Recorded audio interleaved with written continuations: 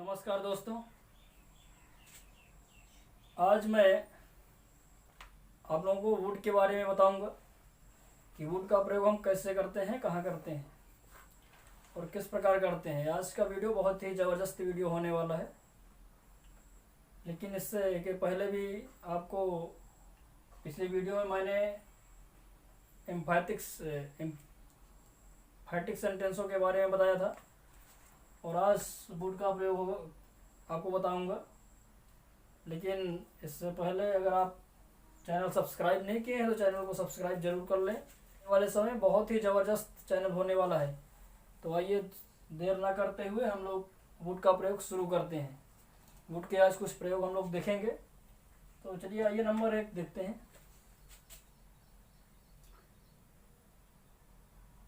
यदि कर सकता तो करता। यदि कर सकता तो करता। यदि कर सकता तो करता। अगर सेंटेंस में, वाक्य में यदि कर सकता तो करता का बोध हो तो आपको कैसे इसकी अंग्रेजी बनाना है, कैसे इसको इंग्लिश में बोलना है, लिखना है, पढ़ना है, वो आपको बताऊंगा। तो इस अगर आया है तो इसके लिए आपको करना क्या है, सब्जेक्ट प्लस, इससे पहले आपको लगाना है if plus subject plus could plus V1 plus other word. उसके बाद आपको करना है कामा, पुनः subject plus would plus V1। इतना इसमें करना है। ये है स्ट्रक्चर।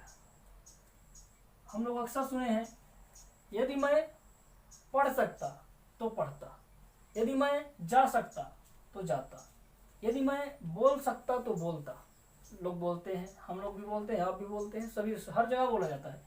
यदि मैं दौड़ सकता तो जरूर दौड़ता। तो अगर ऐसे सेंटेंस आ रहे हैं तो आप कैसे इनको इंग्लिश में बनाना है, तो इसके लिए if subject could V1 other word, उसके बाद आपको कॉमा करना है सब्जेक्ट वुड और V1। यहाँ तक आपको करना है। ये कामा का मतलब तो, कामा का मतलब तो है। तो आइए चलते हैं, कुछ एग्जांपल समझते हैं। यदि मैं विद्यालय जा सकता तो जाता। यदि मैं विद्यालय जा सकता तो जाता। अब इसको इंग्लिश में कैसे करेंगे, if I could go to school, if I could go to school, I would go. If I could go to school, I would go. और कुछ एग्जाम्पल देखते हैं। यदि रहीम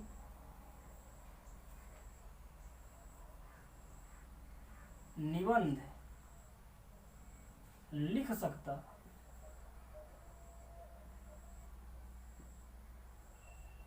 यदि रहीम निबंध लिख सकता तो लिखता। यदि रहीम निबंध लिख सकता तो लिखता। If Rahim could write an essay, he would write. If Rahim could write an essay, he would write. यदि रहीम निबंध लिख सकता तो लिखता। तो यहाँ पर ही रहीम के लिए प्रयोग किया गया है। रहीम के लिए हमने ही का प्रयोग किया अर्थात यहाँ पर समझने की कोशिश करेंगे कि रहीम नाउन है और नाउन के रिपीटेशन को रोकने के लिए हम क्या करते हैं, प्रोनाउन का प्रयोग करते हैं। तो ही प्रोनाउन है और रहीम के स्थान पर इसको हमने प्रयोग किया। जैसे लोग कहते हैं ना यार मैं निबंध लिखा ही नहीं, बहुत लोग ऐसे लोग डींगे पीटते रहते हैं, तो हम लोग कहते हैं यदि तुम लिख सकते तो लिखते ना, जब लिख ही नहीं सकते तो क्या क्या चिल्ला रहे हो। इसी प्रकार देखिए, यदि तुम बोल सकते, यदि तुम बोल सकते तो बोलते, यदि तुम बोल सकते तो बोलते। If you could speak you would speak. If you could speak you would speak. यदि तुम बोल सकते तो बोलते। तो आइए इसके कुछ और प्रयोग देखते हैं। जब किसी वाक्य में किसी कार्य की होने की संभावना, कार्य के होने की संभावना जताई जाती हो, अर्थात उससे पहले जो कार्य हम करने जा रहे हैं या किए उससे पहले किसी कार्य के होने की संभावना हो रही है, तो वहां भी हम वुड का प्रयोग करते हैं। तो इसके लिए स्ट्रक्चर क्या होगा, सब्जेक्ट प्लस वुड प्लस है plus V3 plus other word plus while plus P4 plus other word. इसका स्ट्रक्चर ये है।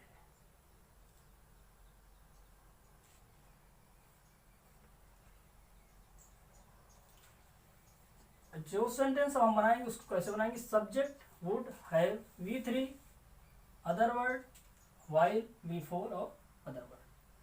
जब किसी वाक्य में किसी कार्य के होने की संभावना होती है, उससे पहले जताई जा रही है कि आपने ऐसा करते वक्त ऐसे किया, ऐसा करते वक्त आपने ऐसा किया। जैसे एग्जाम्पल में, तुम स्कूल आते वक्त अपना गृह कार्य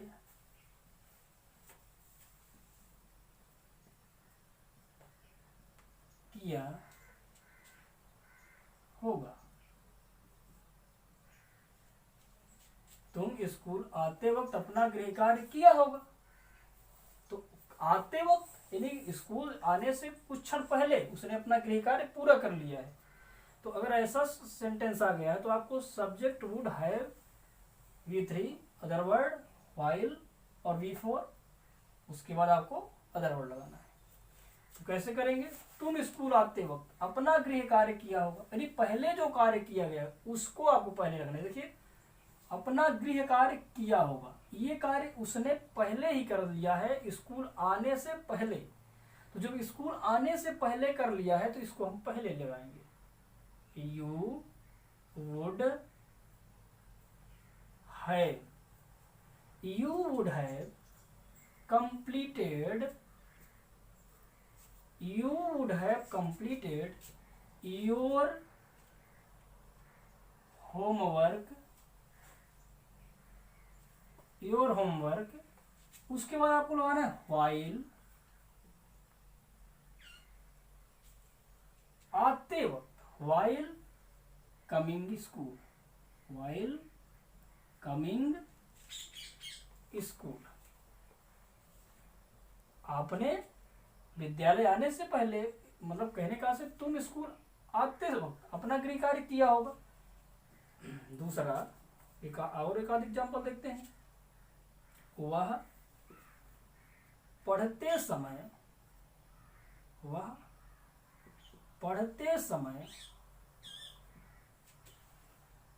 इस पत्र को लिख लिया होगा।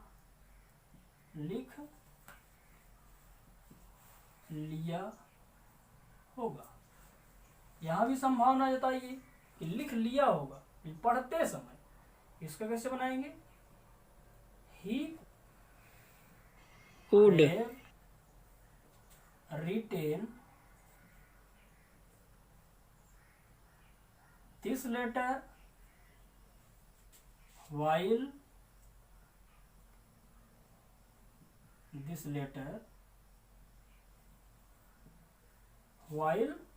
reading।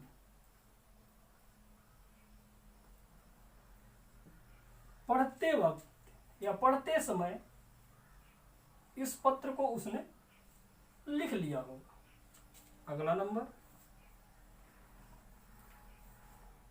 मैदान में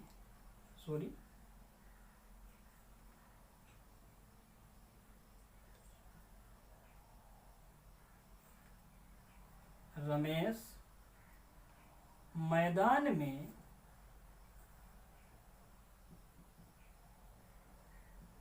दौड़ते वक्त गिर गया होगा। रमेश मैदान में दौड़ते वक्त गिर गया होगा। हमने एक कार्य के होने से पूर्व एक कार्य होने की संभावना को जता रहे हैं। रमेश दौड़ते वक्त गिर गया होगा, हमने संभावना को जताया है। तो यहाँ पर कार्य करने की संभावना जताई जा रही है कि ऐसा हुआ होगा। तो कैसे बनाएंगे? Ramesh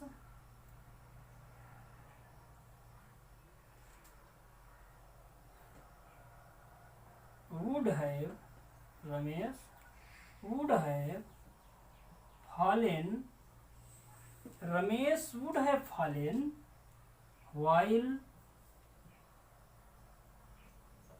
running in the field।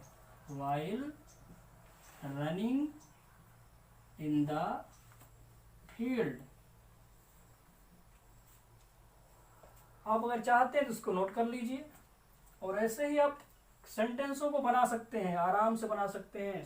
Structure पर रखिए और फ्रेम कर दीजिए, सीधे आराम से बना सकते हैं, कोई दिक्कत नहीं है। आइए इसके एक आध और प्रयोगों को देखता हूँ। तो हमारा नंबर 3 है पॉसिबिलिटी, संभावना।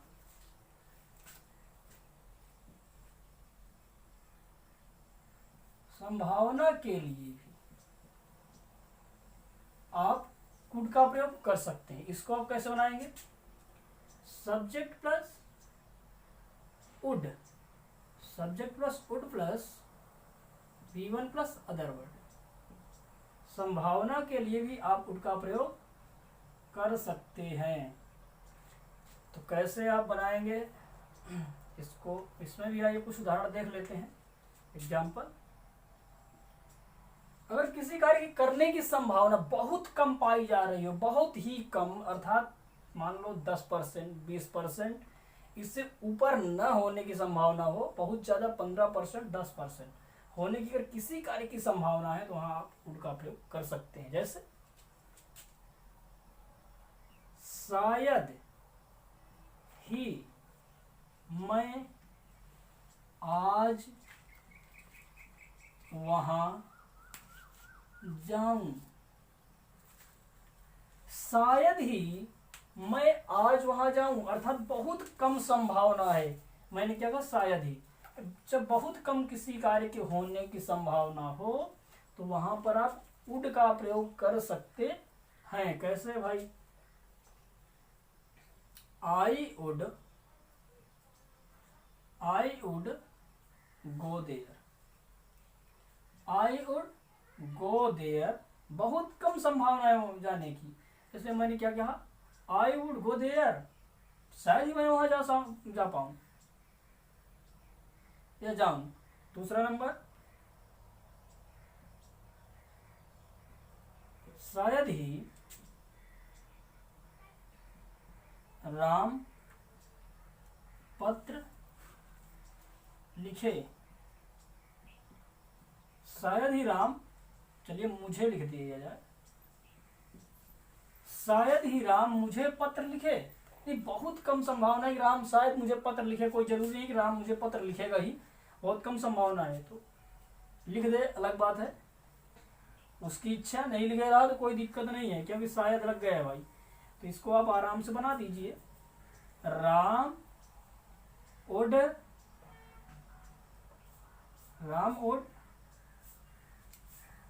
Right a letter to me. Ram would write a letter to me. ऐसे आप इसको बना सकते हैं। तीसरा एक और एग्जांपल देख लेते हैं। शायद ही आज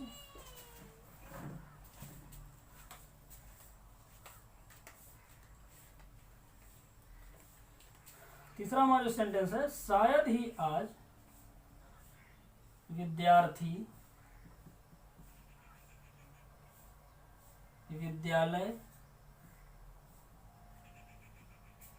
आए। शायद ही आज विद्यार्थी विद्यालय आए, तो कैसे बनाएंगे? सॉरी, फर्स्ट वाले सेंटेंस में टुडे नहीं लिखा है, टुडे आप लगा लीजिए। इसमें लिखा शायद ही मैं आज वहां जाऊं, तो I would go there today होगा। तो चलिए, शायद ही आज विद्यार्थी विद्यालय है। अब इसके लिए आप क्या लिखेंगे? Students would come school today.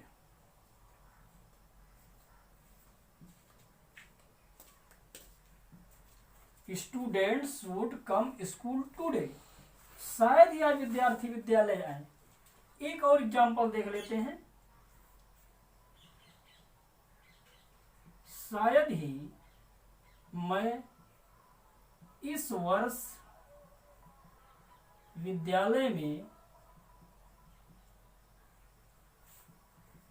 पढ़ाऊं। शायद ही मैं इस वर्ष विद्यालय में पढ़ाऊं, कोई जरूरी अब नहीं है, केवल 10% से 15% वर्क हो सकता है। इसको कैसे बनाएंगे? I would teach in school, I would teach in school this year. I would teach in school this year. इस प्रकार आप बहुत से सेंटेंसों को बना सकते हैं वुड के प्रयोग से। अगर आपको इस पर और वीडियो चाहिए तो आप कमेंट करिए। वुड का प्रयोग, आपको अधिक से अधिक वुड का प्रयोग देने की कोशिश की जाएगी। आप कमेंट करिए, और वीडियो अगर पसंद है तो इसको लाइक करिए और चैनल को जरूर सब्सक्राइब करिए।